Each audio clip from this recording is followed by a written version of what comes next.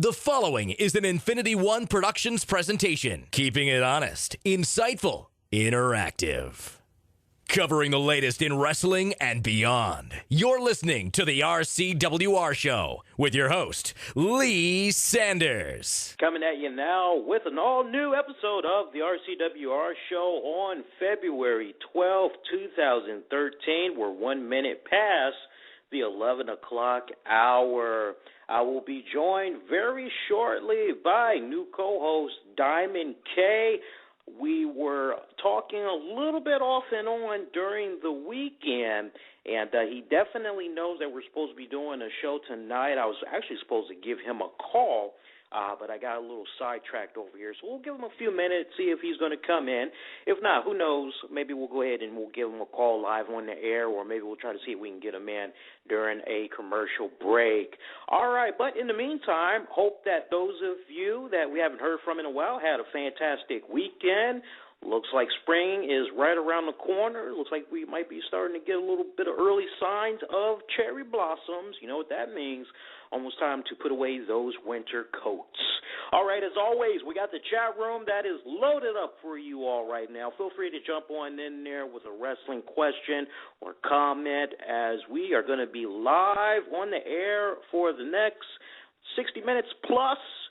Hit us up. It's at blogtalkradio.com/the RCWR Show. Or if you like, you can interact with us on Twitter. Hit us up at Infinity One Prod. You can also hit us up on Facebook at Infinity One Productions. So this is a continuation from what we did last night on our YouTube exclusive. Now, for those of you that have subscribed to our YouTube channel over at the RCWR Show, you know you guys get first crack at my thoughts of Monday night's Raw. You pretty much get it just a little bit right after Raw goes off the air. It's a special 30-minute post show. If you haven't subscribed to our channel yet, make sure you do. It only takes a couple of seconds. Boom, you're ready to go. We post a lot of great exclusive goodies on there from time to time. And I was actually pretty busy this weekend because there was a couple of things that had came out. But do yourself a favor, check that channel out when you get a chance. You can thank us later. But we're continuing the conversation from what had happened on Raw this past Monday night, as the tone was set for the Elimination Chamber pay-per-view. A lot of people are kind of questioning the way that Raw had went off the air. A lot of folks kind of felt as though The Rock really didn't look that strong going into the pay-per-view. Let's just really talk about that just for a little bit here. You know, I thought that Dwayne, as Punk likes to call him, served his purpose very well. I mean, he got the crowd, Nashville, Tennessee crowd at that, all worked up, just telling them that great story of what had happened to him when he was 14 years old, and how he and his family had actually moved to Tennessee, and that he went to a local high school there, but because of his age, size and weight, as at the time, was at 14, 15 years old, standing at 6'4", weighed over 200 pounds. He couldn't get no play from the girls because they thought that he was an undercover grown adult cop. I mean, that's some hilarious stuff right there. To him going to the bar and possibly drinking one up with Jeff Jarrett there, and the crackheads coming in trying to sell him a car. I mean, just a classic story that only The Rock knows how to sell and just get you in the palm of his hands right there. And I was actually liking the story that The Rock was telling. I thought it was a very intriguing story at that. And then to have CM Punk just basically come out, brawl with him for a couple of seconds, and the match just ends with CM Punk delivering the GTS, grabbing that title, and saying to The Rock, you can go ahead and you can bring it every single time, but I'm just going to take it. Obviously, I just thought those was some really kick-ass words in itself, and now you kind of have that doubt going into Sunday's pay-per-view of, well, damn, is it possible that CM Punk could possibly have The Rock's number? Let's not forget that new stipulation was added to the match. And in case you had missed it, as we know there were a lot of you that was having a little bit of DVR problems, depending on who your cable provider was. Some of you actually ended up missing either 2 hours of Raw, or you missed the second hour, or maybe you missed the third hour, as you saw that the episodes were all broken up into 3 parts. And unless you were at home watching, just flipping through the channels casually, it would have been something that you would have missed, and you would have been pretty mad after you went to go check out your episode on your DVR. Looks like this problem is going to continue going into next week, just to give you guys a heads up. So we'll remind you during the course of the week going into the weekend, but you might want to go on ahead and get your DVR set up now to record those episodes separately. And from what we were able to understand about that, it's not something that WWE did at their end. They are actually not the ones at fault here. It's actually the fault of the USA Network. This is how they are designing it. So just a little FYI.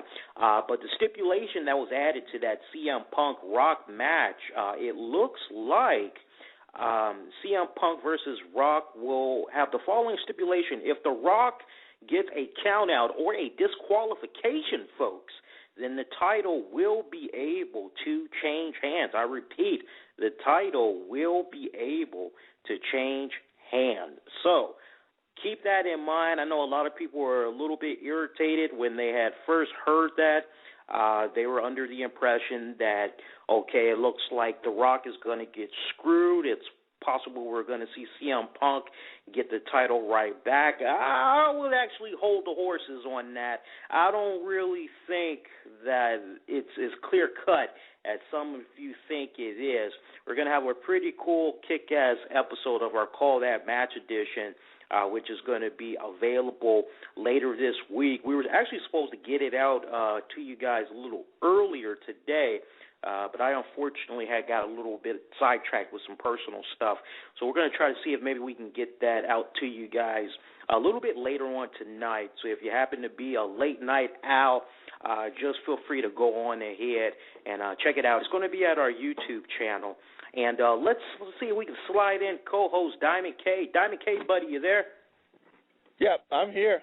All right. How you doing, bro? How was your weekend? Very, very good. How's everyone doing? Oh, man, it's good, man. It's good, man. I tell you this, not to get sidetracked for a minute. You know, I was messing around this past weekend trying to add a couple of more albums to my collection. And I have like a pretty good collection of Marvin Gaye. I pretty much got all the stuff from the 70s. But there was one album I never got around to listening, and it was the Midnight Love album. I don't know if you ever listened to that one. Classic, yeah, definitely. That's what I said. I finally listened to it over the weekend. I was like, man, every track was just pumping. I'm like, man, why didn't I listen to this sooner? And I'm like in a Marvin Gaye mode right now. But, yeah, it was pretty good, man. I was telling the folks about that new stipulation that was added to the Rock versus CM Punk match. You know, a lot of folks, they kind of have the impression here that it's pretty clear-cut that the Rock is probably going to lose the title at Elimination Chamber. I really don't think that's going to be the case. I think what they're trying to do is they're trying to make it look as if the odds are stacked against Rock.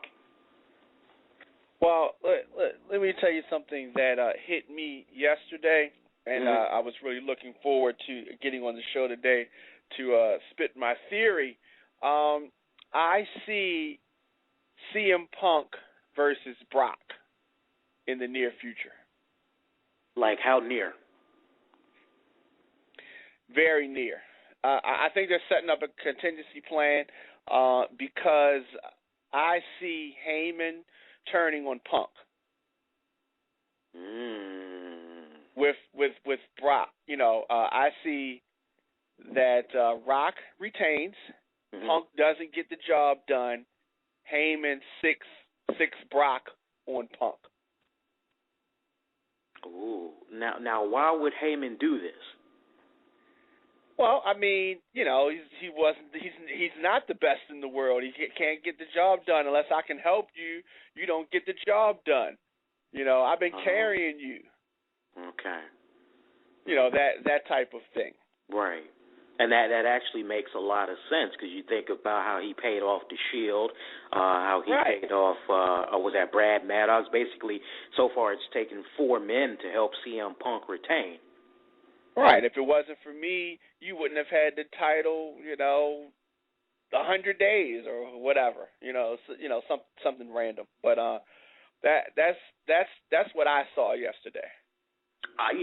Diamond, I think you're actually on something, buddy, because quite honestly, when you really think about it, and there were so many people that were looking forward to seeing the return of The Undertaker last night. We heard those rumblings. We actually saw the picture of him floating around there looking like Pimp Daddy there with some of the fans posing there for the cameras.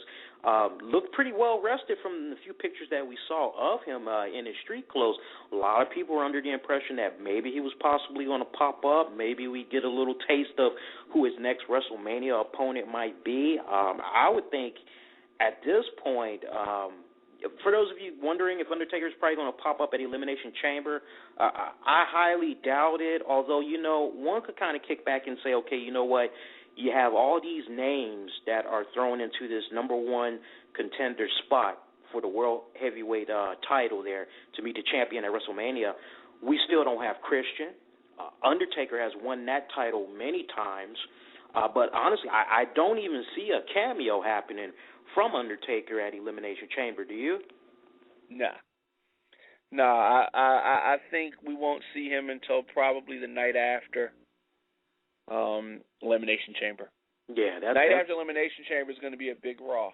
Yeah. You know Taker's going to pop up. I mean, they got to really build that storyline up there. So you definitely, at this point, you would be a little bit stunned to see if they decide to go with Brock Lesnar or Triple H too. Because, I mean, so far we got a lot of people that's like, oh, man, WrestleMania 29 is starting to look like WrestleMania 28. They're giving us nothing but rematches. You agree with those same sentiments if they decide to go with a Triple H Brock Lesnar too? Well, I really don't have a problem with it. It makes storyline sense. Right. And I feel as though if you look over history, I mean, how many times did we see Flair and Dusty? Mm-hmm. When it made sense, you saw it. And if the story calls for it, then we see it. Austin and The Rock, we saw that match at WrestleMania probably 3 times. Mm-hmm. So yeah, I really don't have a problem with that as long as the story calls for it. And to me, the Cena Rock matchup that is bound to happen, I don't have a problem. I don't have a problem with it. With the titles on the line and potentially, that's what it's going to be.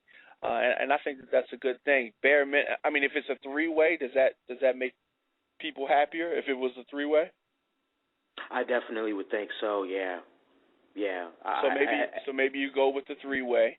Yeah. And you go with the 3-way.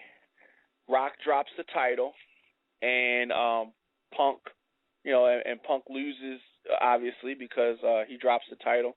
I mean, at which point, when do we turn Cena heel? This would be a good time, I would think.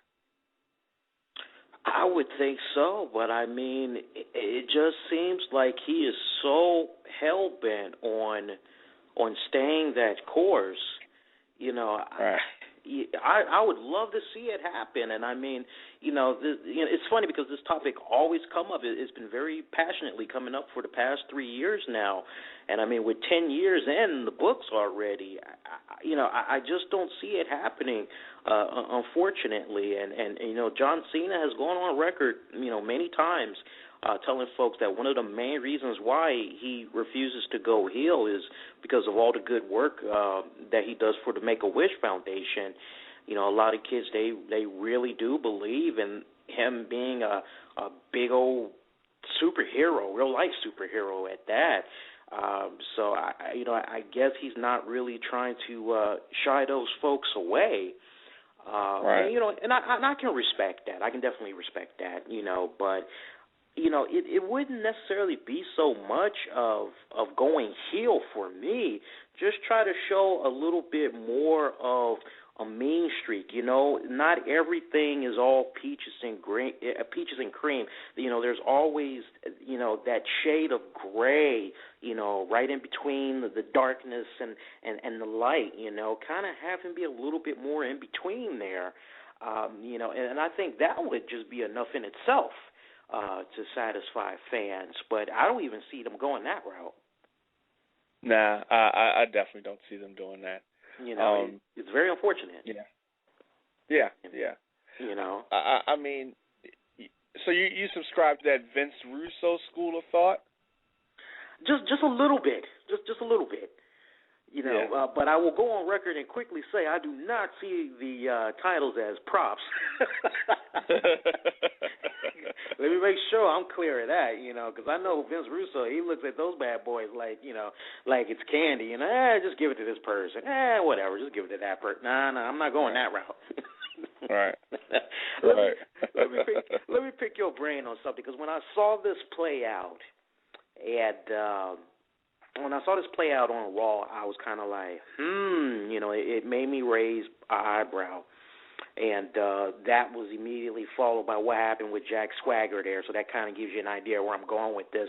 Yeah. We saw that opening between CM Punk, Paul Heyman. It looked as if Paul Heyman was going to turn in his resignation, citing that the evil Mr. McMahon is doing everything in his power to make him look bad, and that basically Vince has had it in for him for many years, just basically wants to stick it to him. We see Punk come out. He tries to talk him out of it, and he's able to succeed in this, and it just gets really, really weird as we just kind of see that little knock to what was going down with Pope Benedict. In case y'all might have missed it, y'all might not know, looks like Pope Benedict is going to be stepping down later this month at the age of 85. He's citing that physically he can no longer handle the responsibilities of being the Roman Catholic leader for over 1 billion followers. And it just has a lot of people in a frenzy right now because this is something that's never happened in the 650 years plus right. that there's been a pope. So, we kind of see Paul Heyman, CM Punk, they're kind of playing into that a little bit. Paul Heyman looking up at the sky, I believe in you. I believe in you, and I definitely want to pick your brain on this. We saw CM Punk. He had made headlines just a couple of hours before Raw came on. Didn't leave a doubt in my mind that they were going to try to tap into that Pope storyline. But CM Punk, he pissed off a lot of fans on Twitter. We were one of the first to report this to you guys. In case you might not know, looks like he had retweeted comments that a fan had wrote about the Pope. Now, key words right here. He retweeted. Now, you can really kind of look at this as a representation of how he feels, what he thinks about an individual. So that's how I kind of want you to look at it when you're thinking about retweeting. So a lot of folks, they just go, oh, my friend said something, let me retweet. If you're supporting an axe murderer, you kind of got to have that type of mentality sometimes depending on what you're retweeting. So the retweet that is in question reads as follows, direct quote right here. The Pope resigned. I did not see that coming. Not see that coming. Key word right there, folks. And he called the joke magic. Now, another fan had replied to Punk's retweet saying, ouch, that's an envelope-pushing tweet for a company employee. Punk would respond right back with, oh, piss off, Pope was a Nazi. Now, Punk has since replied to another fan telling him to unfollow him if he takes issue with what he has to say. Now, I want you guys to just, before you guys get all hot-headed on CM Punk right here, let's try to understand it from his side for a second. Now, it should be noted that in the late 1930s, this particular Pope that's getting ready to step down, he had participated in a group that was best described as a Hitler youth program in Nazi Germany. The Pope has defended his participation, stating that all children growing up in Germany at the time had no choice but to swear their allegiance to the leader. And TNA wrestler Kurt Angle, of course, he's a former WWE employee. He jumped on CM Punk's tweet, stating, direct quote right here, CM Punk should thank God that the Pope is a forgiving man because even the Pope could whip Punk's skinny ass. And this has just really set off just a chain of negative reactions from folks. Diamond, I definitely want to get your thoughts on this, and we'll share some of you all's reactions to this piece because we asked you guys on YouTube to comment on this. I mean, I don't have any problems with what CM Punk retweeted. That the Hitler Youth Group was a division of the. I mean, that was a Nazi group, and you know, so I mean that's true. So I mean, if Kurt Angle is really the poster boy for irresponsible tweets, that side, I mean, it is what it is. You know what I mean? So it's just a play on words, but it was true.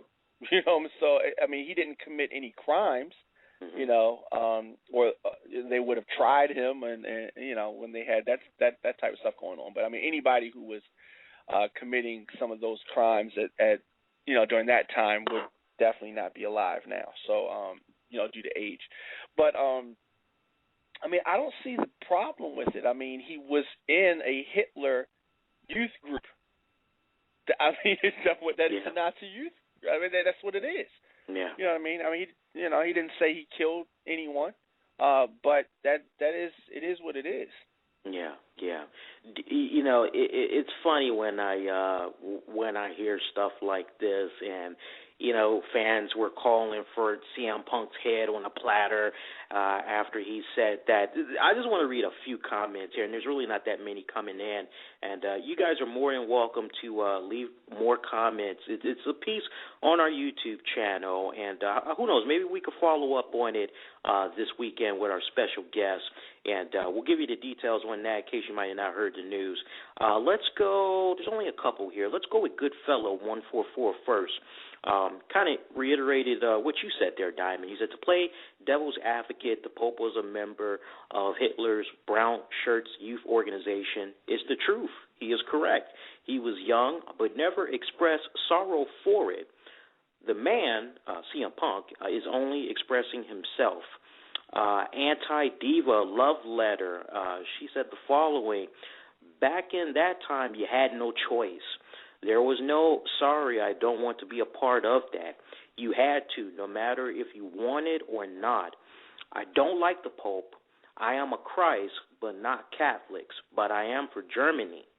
Blessed that I grew up a long time after that shit. But being German is still not a compliment. You are still unliked around the world. So if you're calling anyone a Nazi, you should be really sure. I love CM Punk, and I accept his point of view, but I will not share it. Good words right there. You think this might have been? Go ahead.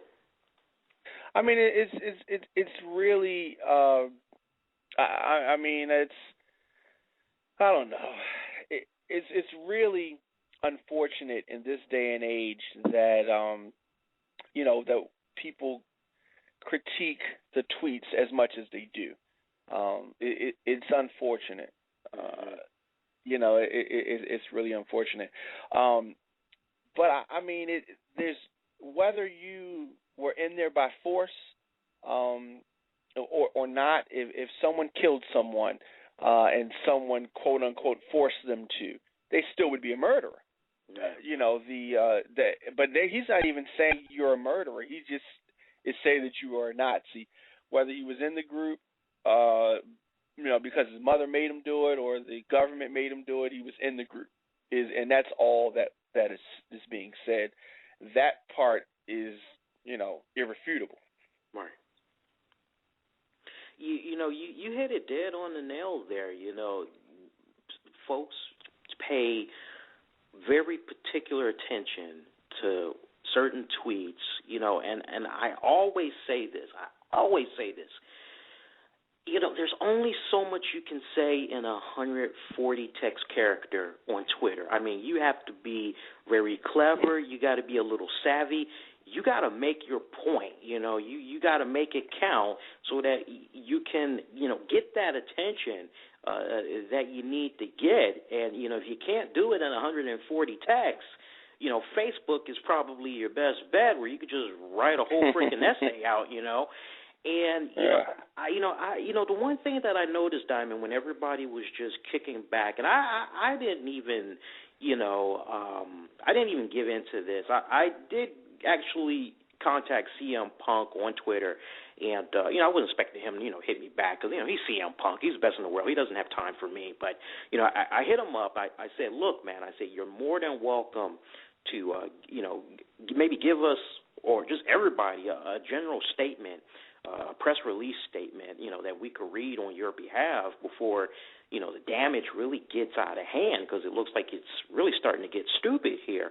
Not once did I see anybody that replied to that retweet that he put out. Not once did I see a person say, could you please stress, what exactly is your view on this? What exactly are you saying? I didn't see that. I just saw so many passionate people get upset at basically what he retweeted and, not even try to get clarity. And it was kind of unfortunate because, people on Twitter, they run with the first thing that is going in their heart, and they just run with it. And, folks that felt a little bit disgusted by seeing CM Punk and Paul Heyman kind of continue to tap into Pope Benedict last night, newsflash, where the hell you guys been? Obviously, you weren't watching WWE in the, early, mid-2000s there. Do I need to remind you guys? Vince McMahon versus Bobby Lashley for the ECW title. McMahonism, that was his way of religion, his way of faith that he was trying to bestow on all his opponents.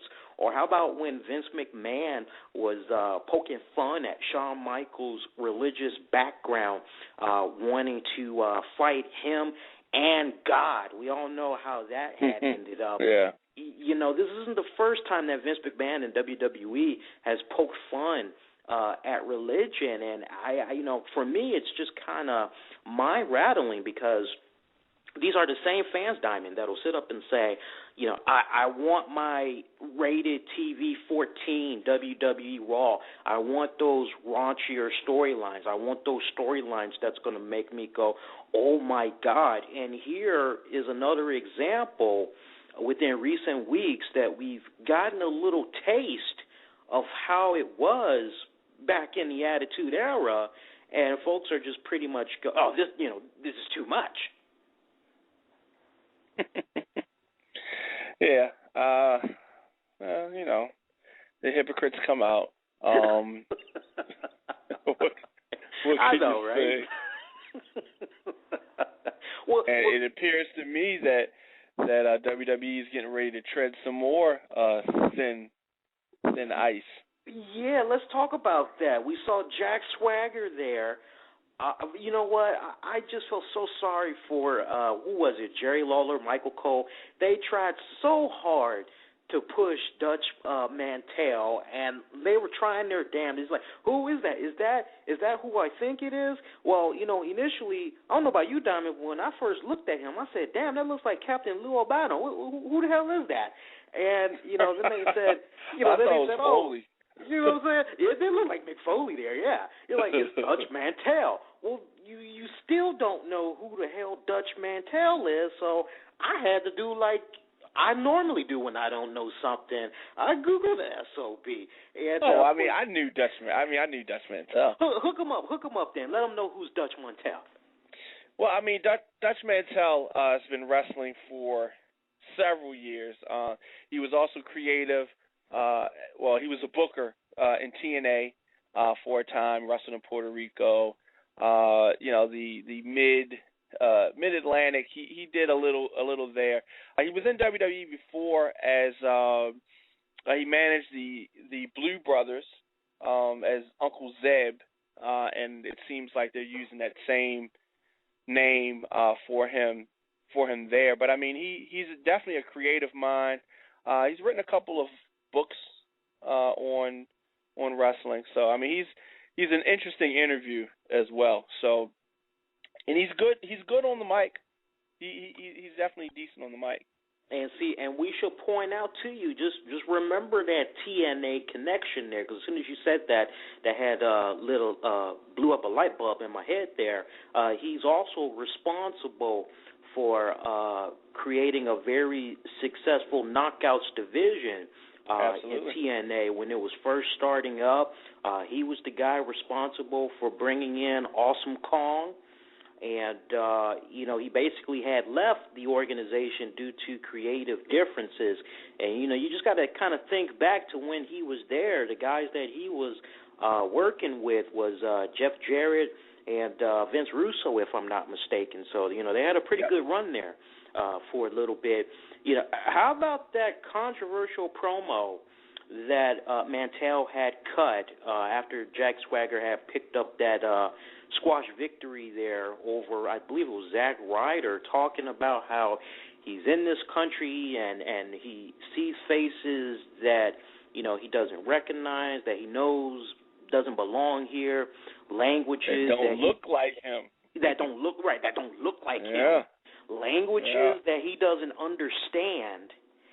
And just beautifully, I thought, just tying it into illegal immigrants crossing over the country right there. I mean, really pushing the envelope right there.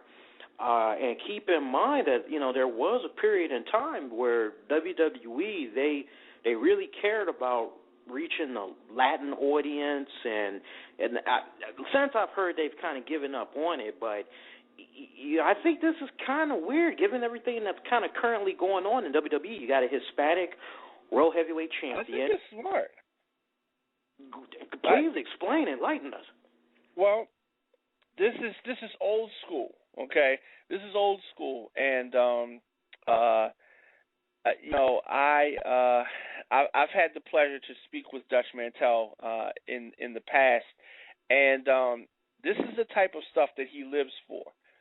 He talks about getting heat in Puerto Rico, and he's cut similar promos like this in Puerto Rico, where and he speaks a little bit of Spanish too. So, but the thing about it is they're trying to get heat.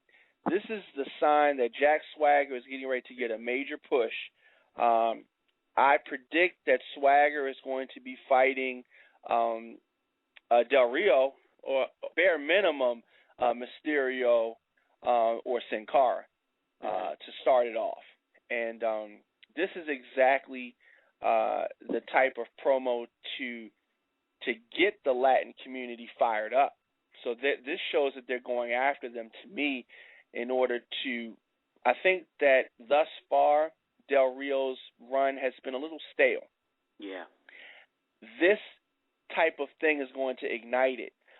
We might even this is the type of thing to really ignite it. We may see him against Del Rio at WrestleMania.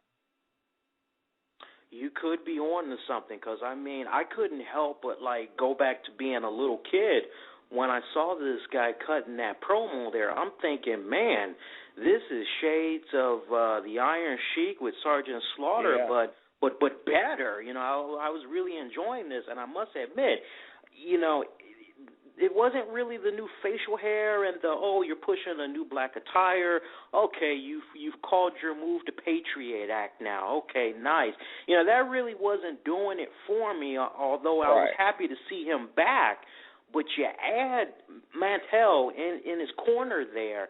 Now it's like, okay, let me see, what's going to happen now. And after he dropped that, I know a lot of people were pissed off after he said what he said. But me, I was like, okay. Yeah, I was thinking just like you. Okay, this is the beginning of a major push, whether some people like it or not. And for me, it's just, let's see where this goes, because it looks like it's going to go somewhere really good. It looks like, if handled right, it's going to blow anything that Cesaro was doing there. Oh yeah. Oh, I mean that's definitely going to knock it out of the water. And I don't think that it could be pulled off properly without a Dutch Mantel. I don't think that Swagger alone could have cut the promo. I'm pretty sure that he couldn't. This is a good sign. Dutch Mantel can get plenty of heat. He can definitely get plenty of heat, and he can more than handle all the heat that's going to come with this, and there is going to be a lot to come with it. Yeah, definitely. That World Heavyweight Championship number one contenders match at Elimination Chamber, that's now finally starting to take shape. We now know all the participants that's going to be in there. As we saw Chris Jericho defeat Daniel Bryan, that was a pretty good 5-star quality type of match, too.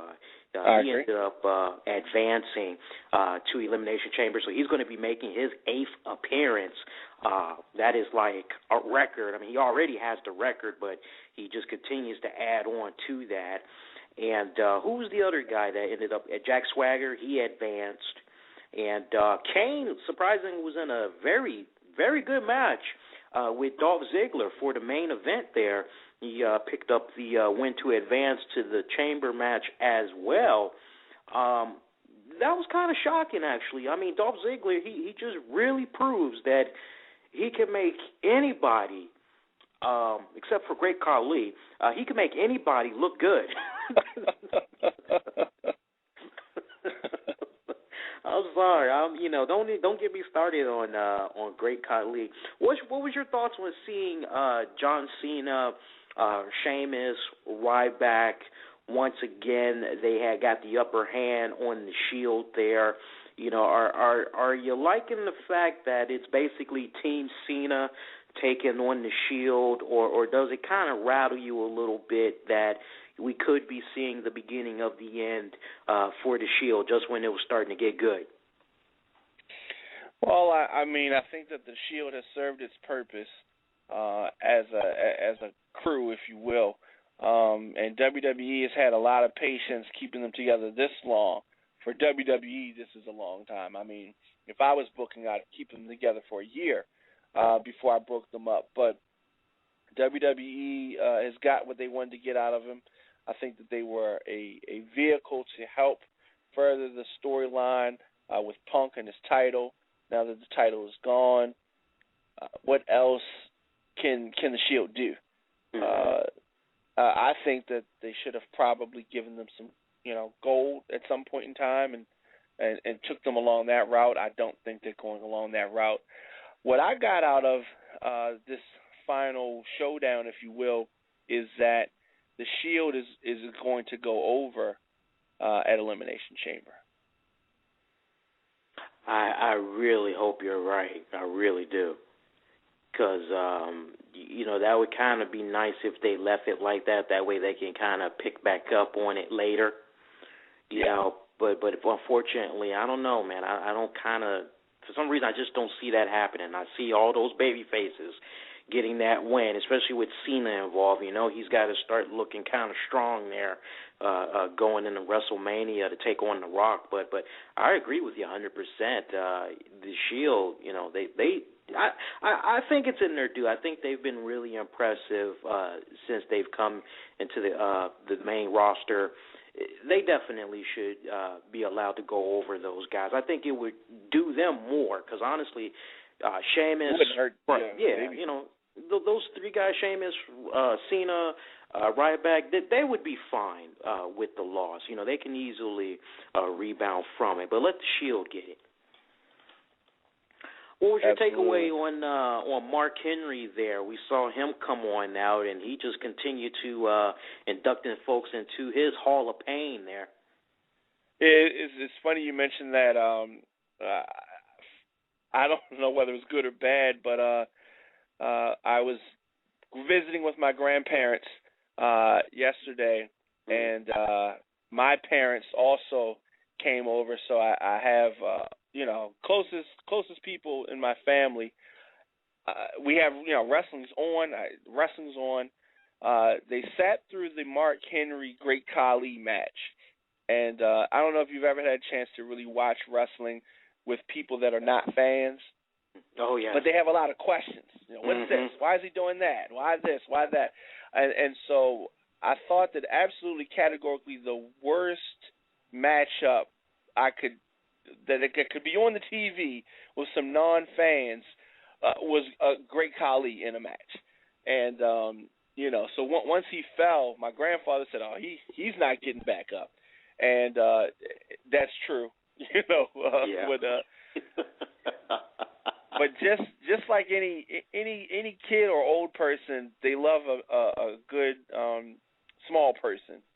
And so they did enjoy the Hornswoggle, and what was funny is that my grandmother's was very upset with Mark Henry for slamming Hornswoggle, but that's a desired reaction. I think that Mark Henry is looking strong, coming back, the slam of Great Khali. Clearly that match just to put over the strength of Mark Henry. Mark Henry going into the Elimination Chamber as the favorite, but I am picking Jack Swagger to win the Elimination Chamber. Really? You're going with Yes. Jack Swagger? Yes. Wow. So you because think if you look at it, go ahead. they're putting Mark Henry as the favorite, so you don't pay attention to Jack Swagger coming in and taking the victory.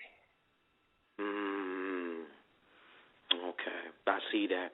Yeah, because, when you just go through the rounds of elimination, Jericho, much as we love him, and he's been having a really good run since he's been back, I just don't see it happening for him.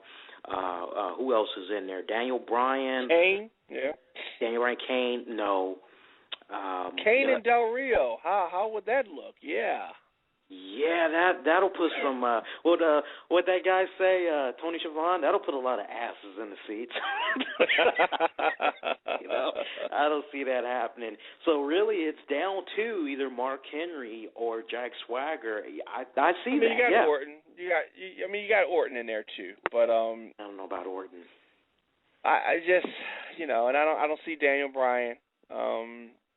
I think now if you took Dutch Mantel out of the mix, I don't know. But you add Dutch Mantel in the mix, who we have as the champion, they could build up a feud between these two guys, really spark some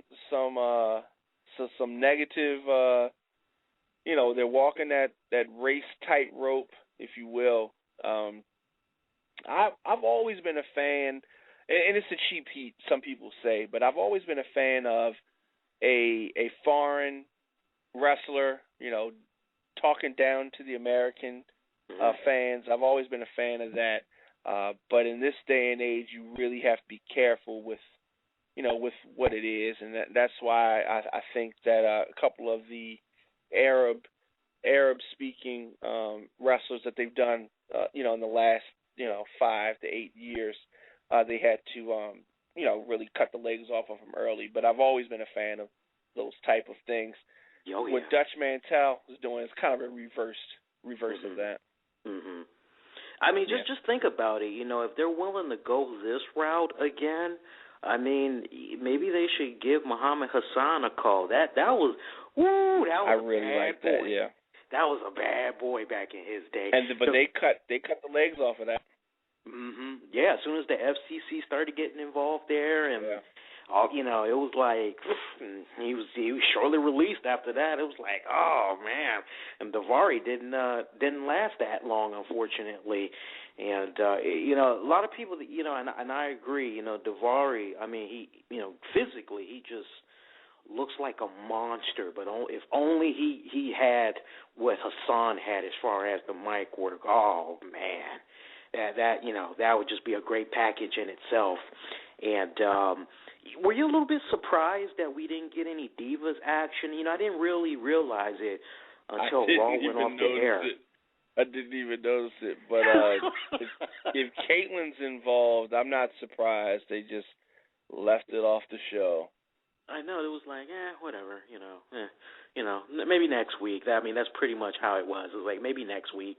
Let me get your picks for Elimination Chamber. You already gave the number one contender spot for the World Heavyweight title, and let's go over the rest of the card Swagger. here. I'm picking Jack Swagger. I'm picking the Shield. Okay. The Shield over Cena, Ryback, and Sheamus. Of course, The Rock over Punk.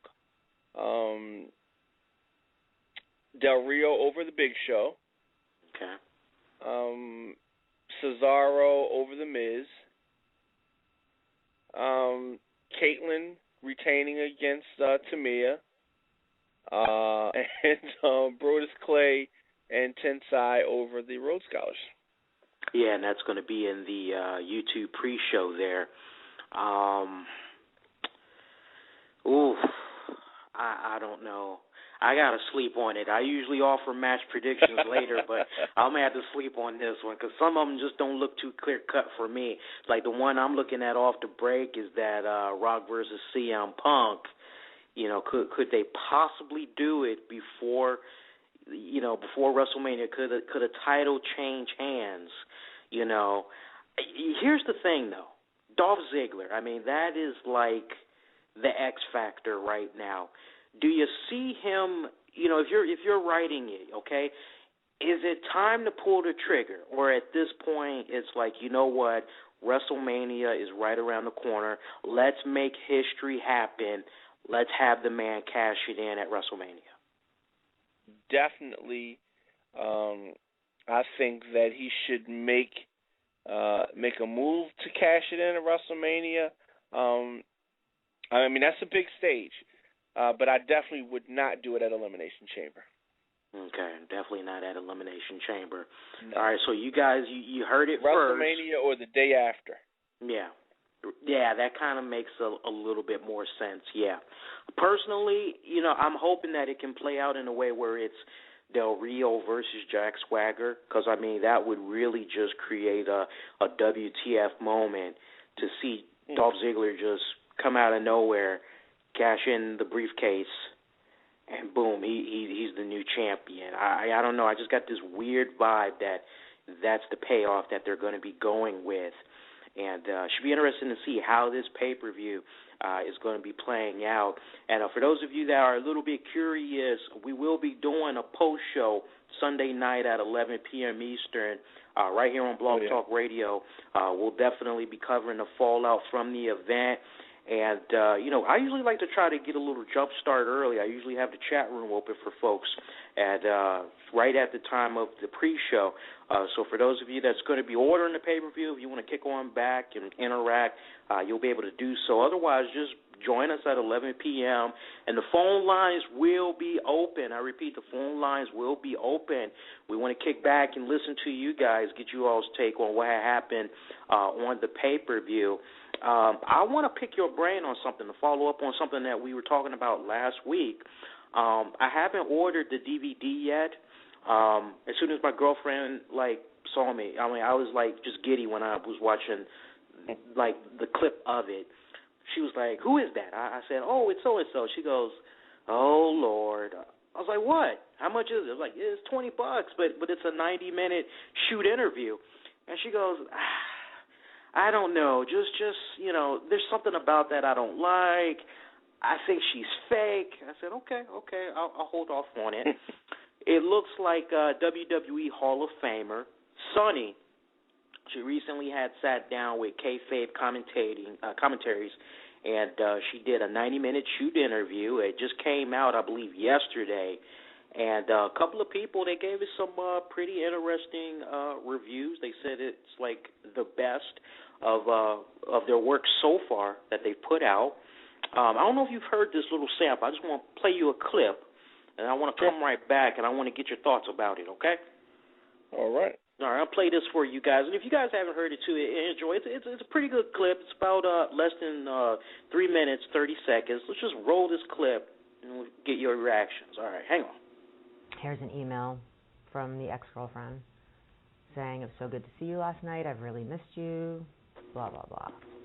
So what goes on in my head? Here we go again.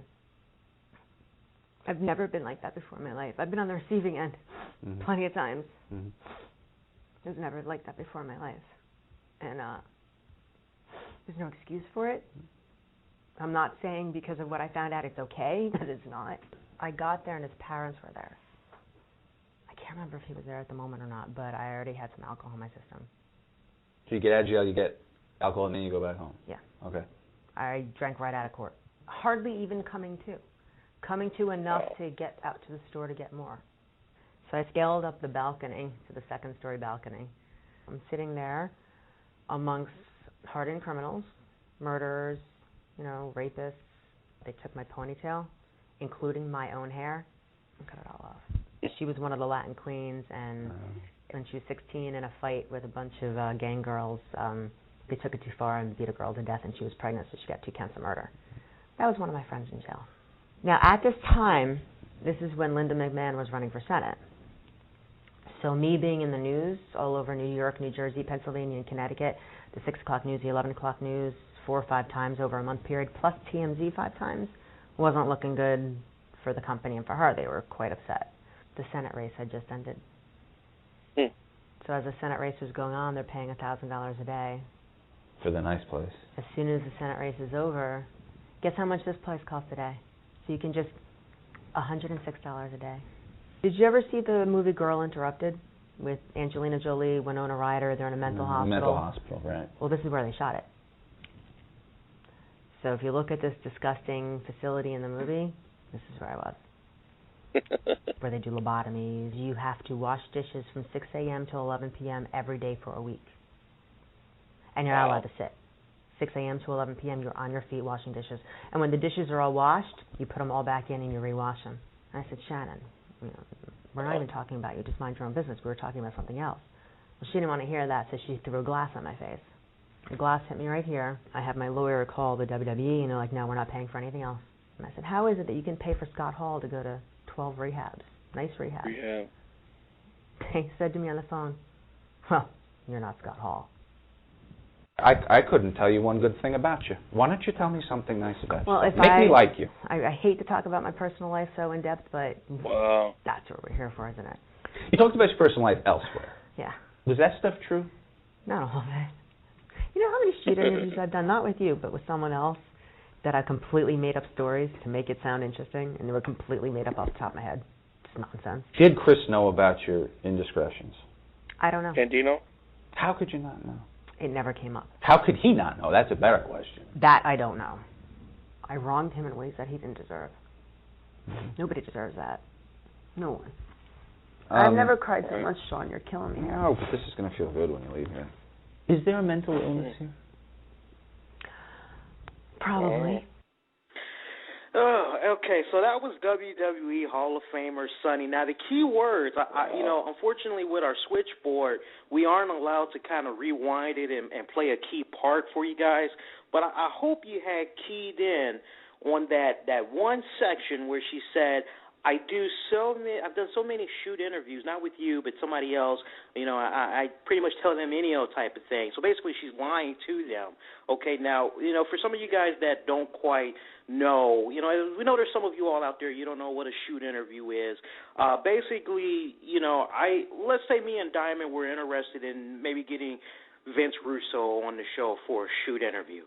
All right. Normally, when it comes to these shoot interviews, you basically kick on back, and we have to come out of our pockets, pay a certain amount of money to be able to get them to answer whatever question we put out there, they pretty much have to answer it. You know, it's basically getting into the meat and potatoes about topics that, you know, they've tried to stay clear of. And depending on the talent, you know, you could do a shoot interview maybe as low as, I don't know, maybe $250, $300. It could go as high as maybe $1,000, $2,000. You know, it just depends. And Diamond, am I right with that explanation of it? Yeah. You know, I mean, I think you pretty much hit it on the nose. Yeah. So, you know, you hear that with everything that Sonny is saying. You know, I don't know about you all, but, you know, I can't help but kind of think about, okay, well, how do we know that you're telling the truth here? And it was you know what I'm saying? And it's very interesting because I was actually reading some of the comments that folks were saying on Kayfabe's channel. And a lot of folks, they were just bad-mouthing the hell out of them. They said, look, you know, you're taking somebody that's obviously still physically, mentally unstable. You're trying to make some type of a profit off of them to gain exposure. You know, it's wrong what you guys are doing. She has a very checkered history of lying and exaggerating stories. You know, in these kayfabe shoot interviews, you know, it's not fair to the fans that buy the stuff. And, you know, where's you all's, you know, self-respect? You know, what's your take on hearing that little snippet and just shoot interviews overall? I usually enjoy shoot interviews, but it's a double-edged sword. I mean, you know, there was a time a couple years ago when Iron Sheik, you know, Sheiky Baby was making the shoot tape rounds, if you will, and now they're on with Sunny. She was, you know, the latest, and after, you know, these couple of arrests that she's had, she would be a hot topic for that. So, you know, if they allow themselves to be exploited and then they are exploited after that, I mean, who's really being exploited? Right. You know, so it's unfortunate. She has her demons. You know, we're hearing about it, and I'm hoping that maybe some of our wrestling fans and fellow wrestling fans will watch it and see I don't need to go that way as far as, you know, how Sunny has, you know, gone downhill. If you remember, I mean, just pick the best diva that you can possibly think of, and that was Sunny, you know? Right. And now look at her. Look at Sunny and look at Trish. Mm-hmm. Total difference in that. So she's being exploited, Sunny, but there's good that can come out of it. I just don't know whether or not it'll directly affect her. But you know, it's one of those things. And you know, the words that was saying, and I'm trying to remember Sean. I think I want to say maybe Oliver. That I'm trying to think of the guy that one of the guys behind kayfabe commentaries. But it's one of those things that she's in denial about a lot, and she clearly has some mental things going on. I don't know. Yeah, you know, I said it once before. I'll say it again. You know, I wish her nothing but the best. You know, you know, it's funny because I actually tried to reach out to her and you know, let her know that you know, we were interested in, you know, maybe doing an interview with her, just in case she wanted to, you know, get her side of the story out there, because, you know, maybe there's something that fans, you know, don't know about, that they aren't quite seeing. You know, this all came after she had got arrested. What was that, for the 6th time there? And, you know, rather than, you know, be more concerned about, you know, trying to clean up her image there, you know, she does the next best thing, and she, you know, gets a little money in her pocket. And, you know, I would hope that for those that are interested in this shoot interview, if you guys end up checking it out, Let us know what you have thought of it. You can hit us up on Twitter respectfully, or even when we open up the phone lines, you can let us know that way, or give us a message in the chat room. Let us know what you had thought of it if you end up seeing it.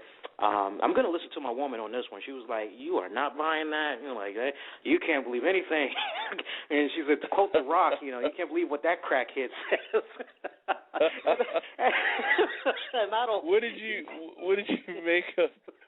make out of the Rock's promo? Him name dropping Jeff Jarrett.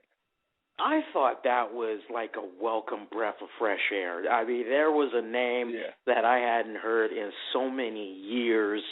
WWE TV. I know, right? And it's like, for you guys that don't know, Jeff Jarrett, he had one very interesting backstory in the WWE. It's like, to this day, I think they've patched things up now, but I know before they had reached that patching up period, there was just some huge animosity.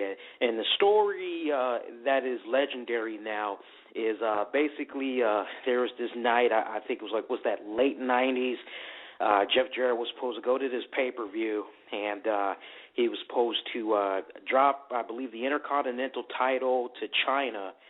And it just so happens his contract had expired, and Vince and crew, they thought that maybe they were going to be able to negotiate with him after the night of the pay-per-view. And Jeff Jarrett, he refused to go on, and he basically just had Vince McMahon by the balls and was like, "Look, this is what you're going to agree to pay me. You're going to give me this amount. It's the only way I'm going to lay down and do this."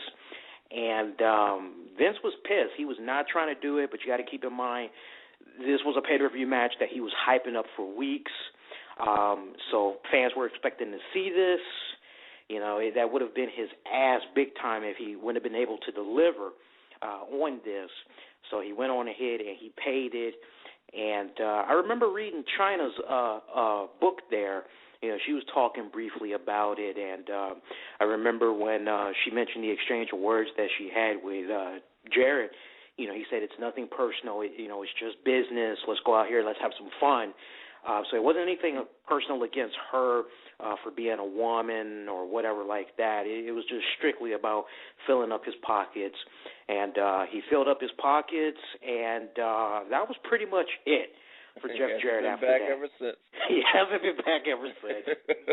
Like a thief in the night, man. Yeah. Yeah, but it was refreshing to hear that name, because it's like, whoa, they just dropped the Jeff Jarrett there. And it's so funny because you hear the WWE references week after week, and I just think it's so funny because, we cover TNA wrestling every Thursday, and, we nowadays, we never hear Jeff Jarrett's name mentioned by the commentators or the wrestlers. We hear all these WWE references, but we don't hear Jeff. And then you go over to WWE, and they're name-dropping Jeff Jarrett like it ain't nothing. I'm like, that's awesome. I agree. Oh, yeah, that is just freaking awesome. So let me tell you the story, because, I know you and me were, busy on the weekends, and I want to share this story with everybody. I just think it was so funny, right? So I had tried to contact Bruno Sammartino's people last week. And I put an email out there. I say, look, I definitely want to do a show with Mr. Bruno. I want to ask him about the Hall of Fame induction, and ask him some other questions. And I didn't hear anything. So I'm kicking back at 2 a.m. Saturday. I'm remixing the episode, and I hear from his people. They're like, "What time do you want to do Bruno?" I'm like, well, what you have in mind? Well, how about today? I'm like, that's not gonna work. I need enough time to plug the appearance and all that. So I ended up, true story, I ended up being in a conference call with his people and Bruno. And it was freaking awesome, man. As Joy said, all right, Lee, you're now on conference with Bruno. Go ahead, say hello. I said, hello, Mr. Bruno. How you doing today? And I'm not making fun of his voice. I'm just doing the best impression I can do. He says, I cannot hardly hear him. What's going on? And next thing I know, I had to repeat everything to his guy, and then he repeated to him that way. And it was awesome. It was like, well, you come on at 11 o'clock at night. He goes, I go to bed at 11 o'clock at night. There's no way I can do that. I have to get up at 5 a.m. And, hey, he's still, going to bed and training and all that at a good time in the morning. Okay, that's cool.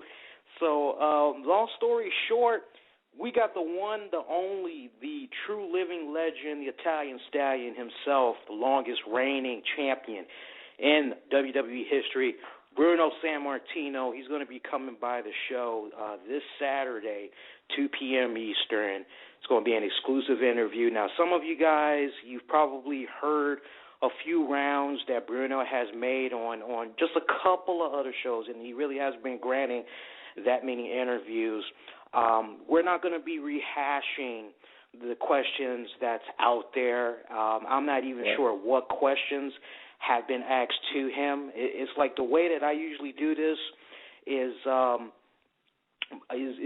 usually stay away from previous shows that people have been a guest on. That way I can come up with my own questions that'll really have them walk away and saying, that was a damn good interview. I got questions that, hasn't been rehashed. Because, you kind of got to think about it. They don't want to sit up and keep re-asking the same damn questions, over and over, especially when the information is out there. So, trust me when I say it's going to be a really unique interview. You definitely want to check it out. It's going to be really awesome. And for you guys listening, if you have any questions, Diamond, that includes yourself, man. You want to, have me put out there to ask Bruno. Just, give me a heads up. Let me know. Send it to me in a tweet. Put it in the chat room. Email it.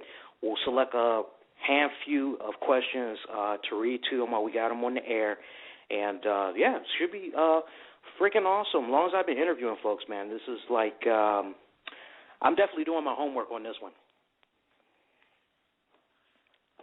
Definitely doing my homework on this one. Pretty pumped up for this. And let me see. I think that's it. I think wrestling news-wise, I think we got pretty much everything that's been put out there. I know one thing I want to share with you guys before we wrap it up for tonight, in case you guys are curious. Surprisingly, WWE Raw didn't do so good in the ratings this week. It looks like it averaged about 4.26 million viewers. It looks like the final rating was a 3.16. And no, I'm not making fun of Stone Cold Steve Austin. Now, it looks like the viewers was down in the past couple of weeks when you compare it, as last week's episode has scored a 3.56 rating with an average of 4.81 million viewers. And the show did lose viewers pretty much as soon as it went on. Got a 4.35 million viewers rating in the first hour. Then it fell to 4.25 million viewers in the second. And it continued to drop in the final hour, ending at 4.18 million viewers. Diamond, let me pick your brain on that. Raw seemed like they were doing pretty damn good there. As soon as we had that first Raw episode with The Rock as the champion, making his debut, that scored an impressive 3.68.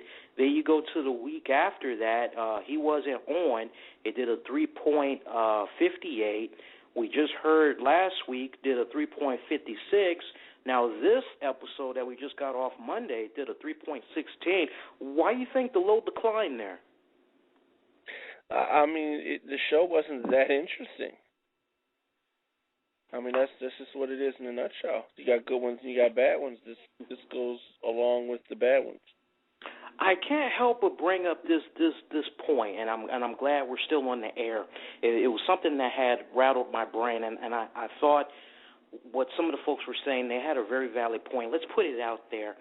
a lot of folks are now kind of getting a little bit tired of The Rock's routine. Basically, Rock comes out, he's talking a really hot game.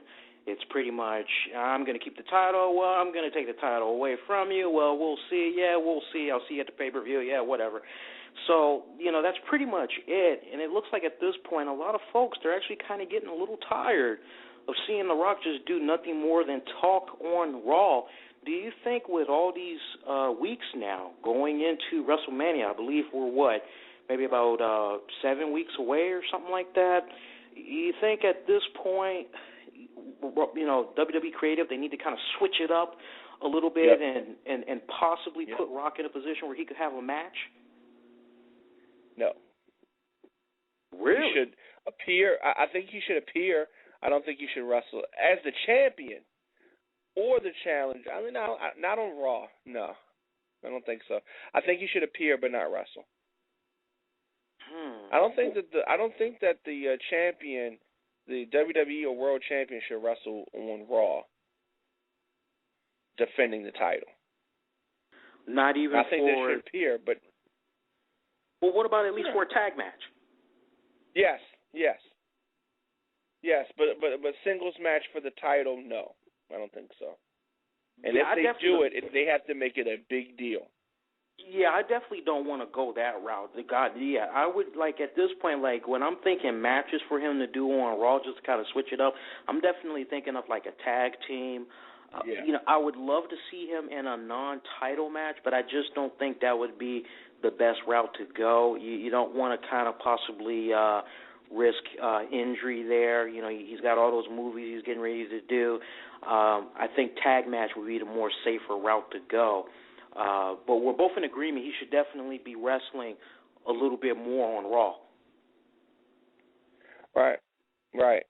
I mean, I can understand that. I mean, if you look at the way that they've used Cena with it, I don't think it's helped it. I think that it's hurt it. Yeah, you're right about that. And that's a very interesting point about John Cena. If you watch closely enough, it looks like John Cena may only wrestle nowadays it seems like he's wrestling 2 Raws out of 8 months or something. I guess he's really banged up. I know last we had heard he wasn't doing physically too well. He still had a couple of nagging injuries, and looks like he's getting ready to slow it down there a little bit. But I agree with what some of you guys are saying. It definitely would be nice to see Rocky come on out and do a little bit more than talk. Don't get me wrong. He says some good stuff. I mean, as evident as what he said this past Monday night. I mean, the guy was on the mic. He had the crowd in the palm of his hands telling that great story and just really getting the crowd worked up, just getting them behind him. And to have CM Punk come out and do what he did, just laid him out like that, generating a little bit of heat, mixed reactions. Hey, that perfect moment kind of gets you ready for that pay-per-view. But you can't always rely on him just talking and expect him to deliver the goods. Sooner or later, it is going to get a little bit stale. And, I mean, man, it's 7 weeks to go until WrestleMania. I don't know about you, man, but that's going to be a little bit too much talking between John Cena and The Rock going back and forth there. They definitely going to need to do some switching up there. Well, I mean, you got to look at this. We're going to have a Rock concert more than likely. We're going to have, different things like that. I think that it's much better to allow The Rock to get these extra eyeballs on the screen and let some of these other guys have the matches and be seen by the added viewers that are paying attention because The Rock is involved again. Right. Yeah, I agree with that 100%. Yeah, I don't know, man. It's crazy. It should be a very interesting pay-per-view. I'm definitely looking forward to checking it out. Before we wrap up the show, I want to just give you guys a heads up. Once again, make sure you set your DVRs for Raw. It looks like the USA Network has broken it up, into 3 episodes for all 3 hours. So you don't want to gyp yourself. Make sure you take 5 minutes, set up your DVR. From what I'm able to gather, it looks like this problem is going to continue at least for the next 2 weeks. Hopefully the USA Network will correct this. You know, it's probably irritating some people because, you know, I know one of my boys, he actually records Raw episodes, and he has a nice little DVD collection. He's got a nice little archive joint, so he can just pull up, you know, any moment. And I keep trying to get him to hook me up, but, you know, he's procrastinating. But anyway, you know, so hook up your DVRs. And there won't be a Thursday Night Impact Showdown Radio. We're going to be on a little bit of a break. You know, this is really to kind of give us fellas a little bit of time to chill with our ladies. And as much as I would like to do a show, my lady told me straight up, Thursday night, your ass is mine. So that's why we are doing the early special episode of the RCWR show. In case you might have missed it, it's going to be a Valentine's Day episode. You'll be able to catch that 12 a.m. on Thursday. And I'll be kicking back, playing some slow jams for you all, get you all in the Valentine's Day spirit. And we'll see you right back for you hardcore wrestling fans. We'll see you right back here on, Sunday for the RCWR show, 11 p.m. Eastern. We'll cover the fallout from Elimination Chamber. We'll be offering match predictions for the event. You'll be able to catch it Saturday at its usual time, just a little bit right after the Bruno Sammartino interview. We'll probably do it in 2 parts for you guys. We'll probably give you the Sammartino interview first, and then we'll have it blend into the match prediction special. I don't know if I really want to mix the two. I might end up just letting it be the Bruno interview itself, not to really throw folks off. And if anything, you'll definitely be able to catch it on YouTube, so check that out. And Diamond, what you got planned for this week, buddy? A lot of things going on. I'll say that. I'm looking forward to listening to that Bruno interview. Yeah, put a question out there, man. Hopefully you can. Definitely look forward to that. Man, put a question out there. It should be very interesting. All right, guys. Well, some of us, we got work in the mornings. We're going to go ahead and shut it down. Hope you guys have a fantastic week. And in the meantime, you all be safe. Be kind to one another. For Diamond K, Black Avenger, Lee Sanders here. Y'all be safe. Good night, everybody. Take care.